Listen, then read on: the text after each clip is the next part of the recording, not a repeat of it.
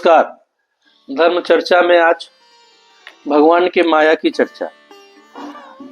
बात यह है कि हम आप कितना भी सोचें कि हम पर माया का प्रभाव हो कि नहीं हो, यह हमारे आपके वश में नहीं है। श्री रामचरितमानस के बालकांड में महादेव और मां पार्वती के बीच संवाद चल रहा है और उस संवाद के बीच में भगवान राम के जन्म का हेतु बताते हुए महादेव कहते हैं कि एक बार नारद मुनि के श्राप को पूर्ण करने के लिए भगवान ने राम रूप में अवतार लिया। यह सुन के जगदम्बा को बहुत आश्चर्य होता है और जगदम्बा पूछती हैं कि हे प्रभु, हम तो जानते हैं कि नारद जी तो परम भक्त है, परम विष्णु भक्त है। गिरजा चकित भई सुनिबानी, नारद विष्णु भगत पुनि ज्ञानी। हे महादेव, नारद जी तो परम भक्त हैं, परम ज्ञानी हैं, आखिर कौन सा ऐसा कारण है कि नारद जी ने भगवान को श्राप दे दिया? तो महादेव यहाँ पे बहुत सुंदर उत्तर देते हैं और इसमें नारद जी के साथ साथ हमारे आपके ऊपर माया के प्रभाव का भी वर्णन पता चलता है। बोले बिहसी महेश तब, ज्ञानी मूढ़ न कोई, जेहि जस रघुपति करहि जब, सो तस तेहि क्षण होई। महादेव कहते हैं कि हमारे आपके ऊपर माया का प्रभाव होने के लिए हमारे आपको विद्वान होना, ज्ञानी होना, मूर्ख होना, यह फर्क नहीं पड़ता है। भगवान जब उनकी माया का प्रभाव आपके ऊपर होना होता है तो हमारा आपका सामर्थ्य नहीं है कि उस माया से बच सके। अब नारद जी के प्रसंग को महादेव बताते हुए कहते हैं कि नारद जी को दक्ष जी का श्राप है कि वह कहीं एक जगह पे रुक नहीं सकते, लेकिन दक्ष के श्राप के वशीभूत होने के बावजूद नारद जी चल रहे हैं और हिमालय की तलहटी में अत्यंत सुंदर एक जगह दिखती है जहां उनको लगता है कि यहाँ रह के मुझे कुछ देर तक ध्यान करना चाहिए और नारद जी की समाधि लग जाती है। बहुत लंबे समय तक नारद जी तपस्या करना शुरू कर देते हैं। यहाँ आप देखेंगे कि कोई भी तपस्या करना प्रारंभ करता है उससे सर्वाधिक दिक्कत किसी को होती है तो देवराज इंद्र को होना शुरू होती है। देवराज इंद्र को आप इस प्रतीक के रूप में लीजिए कि हमारे आपके मन की वो भावनाएं जो असुरक्षित महसूस करती हैं किसी दूसरे से, किसी दूसरे के यश से, नाम से, प्रताप से, उसके कर्मों से हम असुरक्षित महसूस करते हैं, वैसे ही इंद्र भी असुरक्षित महसूस करते हैं। जब भी कोई तप इत्यादि करते हैं इंद्र को लगता है कि कहीं यह नारायण से, ब्रह्मा जी से, महादेव से इंद्र का पद न मान ले। और इसी भय के चलते और इंद्र ने आदेश किया कामदेव को कि आप जाइए और नारद की तपस्या को भंग करा दीजिए।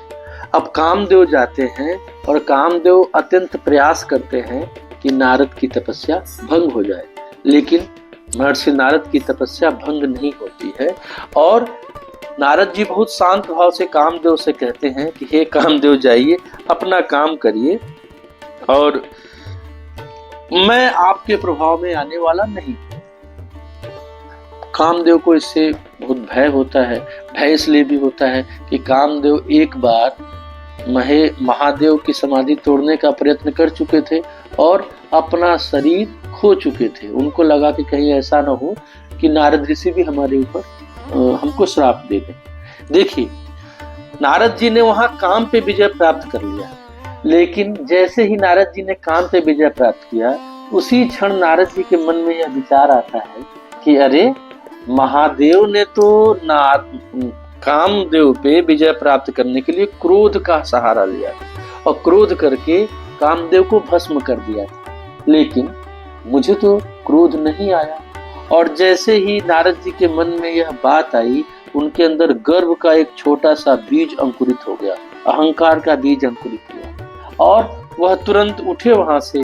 और चूंकि यह त्रिकालज्ञ है, सब जगह मन की गति की भांति चल जाते हैं, तो सबसे पहले पहुंचते हैं महादेव के पास और महादेव को कहते हैं कि हे प्रभु, मैंने तो कामदेव पे विजय प्राप्त कर लिया और थोड़े गर्व के भाव से कि इस अर्थों में मैंने प्राप्त किया कि विजय प्राप्त करने के दौरान मैंने क्रोध का सहारा नहीं लिया है, तब नारद गवने स्यो पाही, जिता काम अहमित मन माही।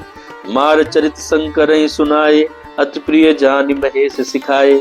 बार बार बिनवो मुनि तोहि, जिमिया कथा सुनायो मोहि। तिम जन हरि सुनावो कबहु, चले प्रसंग दुरायो तबु। महेश मतलब महादेव ने नारद को मना किया। उनको एहसास हो गया था कि नारद के मन में अहंकार आ गया, और महादेव कहते हैं कि हे मुनि, आपने बहुत बड़ी आपकी उपलब्धि है कि आपने कामदेव पे विजय प्राप्त कर लिया, लेकिन अब मैं कृपा करिए। महादेव विनती करते हैं कि हे नारद, अगर कहीं प्रसंग भी चलता है तब भी अब आप इस बात को किसी दूसरे से मत कहिएगा। देखिए,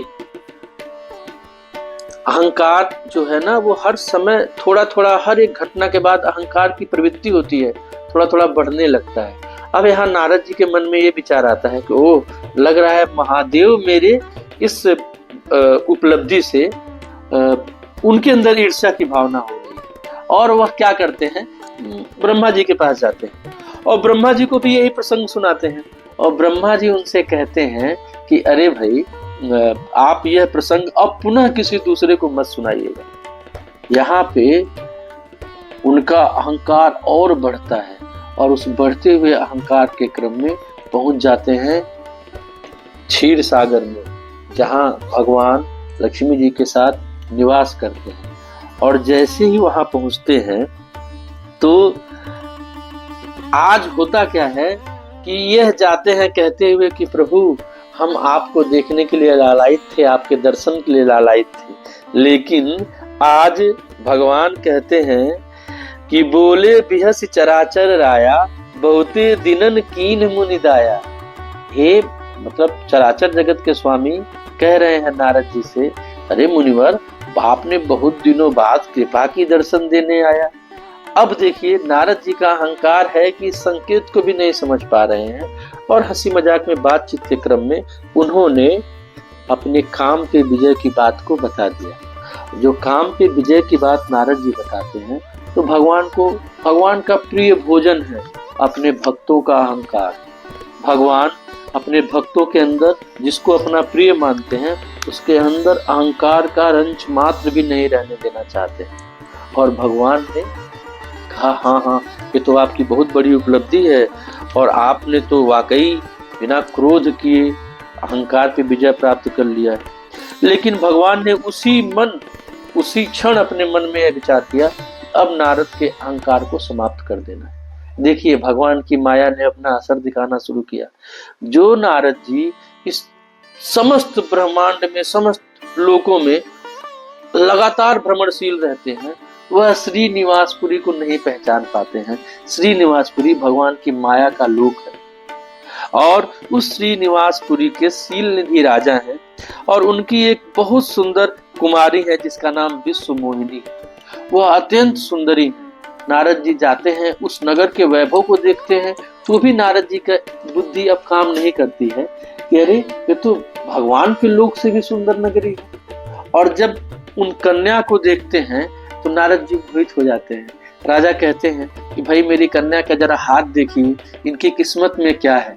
तो नारद जी जब उनका हाथ देखते हैं तो नारद जी को यह समझ में आता है कि हस्त की जो रेखाएं हैं यह अद्भुत है, अद्वितीय है, और इनका वर्ण करने वाला जो वर की क्वालिटी है वो सब भगवान विष्णु की क्वालिटी है। और वो क्या करते हैं, कहते हैं हाँ, हम विवाह होगा, और भाग के भगवान विष्णु के पास आते हैं।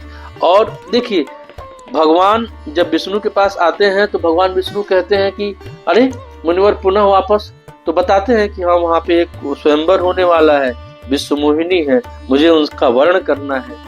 तो बोले तब, तो कहे कि उनको मालूम है कि इस सृष्टि में नारायण से सुंदर कोई हो नहीं सकता। तो वो कहते हैं कि हे प्रभु, मुझे ना सुंदरता चाहिए। और कैसे सुंदरता चाहिए? हरि सन मांगो सुंदरताई, हुए ही जात गहरू अति भाई। मोरे हित हरि सम नहीं को, ये अवसर सहाय होई सो। और वो कहते हैं कि मुझे आप ही के समान, हरि के समान सुंदरता चाहिए, और यह मानते हैं कि हरि से समान मेरा कोई हित करने वाला नहीं हो सकता है, इसलिए वह मेरे सहाय हो। और अंतिम में वह भगवान को मांगते मांगते ना एक चीज कह देते हैं कि जय विधि हो ही नाथ हित मोरा, करऊं सुबेगी दास मैं तोरा। यहाँ पे हम आपको प्रतिदिन अपनी पूजा में इस लाइन को कहना चाहिए, जय विधि हो ही नाथ हित मोरा, करऊं सुबेगी दास मैं तोरा। हो सकता है यह पंक्तियां प्रतिदिन आप भगवान से पूजा करिए, हमारे आपके मन की कोई बात नहीं हो, लेकिन ये बात जान लीजिएगा कि अगर हम भगवान के शरणागत हो जाएंगे तो श्री नारद जी के समान हमारे आपके जीवन में तत्काल तो कष्ट आ सकता है, लेकिन हो सकता है कि भविष्य के सारे कष्टों का समूल नाश होना छिपा हो उसमें। भगवान ने कहा, जब नारद आपने ये मांग लिया है कि आपका हित जिसमें हो, तो मैं वही करूंगा जिसमें आपका हित हो। आगे की कथा आप जानते ही हैं कि श्री नारद जी वहां पहुंचते हैं, भगवान की कृपा से उनका मुख बहुत कुरूप बंदर की भांति हो जाता है। अच्छा, जब से नारद जी चले थे तब से भगवान शिव के 2 गण उनके साथ हो लिए थे कि नारद जी मानेंगे नहीं, तो उसमें वह बार बार के विश्व मोहिनी के सामने नारद जी जाने का प्रयास करते हैं, लेकिन वह देखते हैं कि अरे ये तो मेरी तरफ देख भी नहीं रही है, और भगवान नारायण वहां उपस्थित होते हैं। विश्व मोहिनी जी नारायण जी का वर्ण कर लेते हैं और नारायण भगवान का वर्ण करती हैं। इस पे उन दोनों गणों के द्वारा श्री नारद जी को बताया जाता है कि अरे भाई एक बार अपना शकल तो देख लीजिए, चेहरा तो देखिए।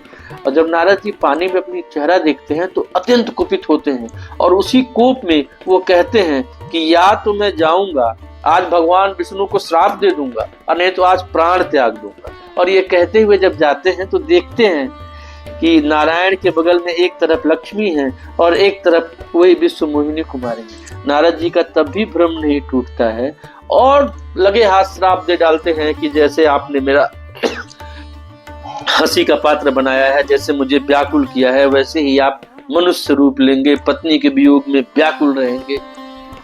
भगवान कहते हैं एवमस्तु, जो आपने कहा वही सही है।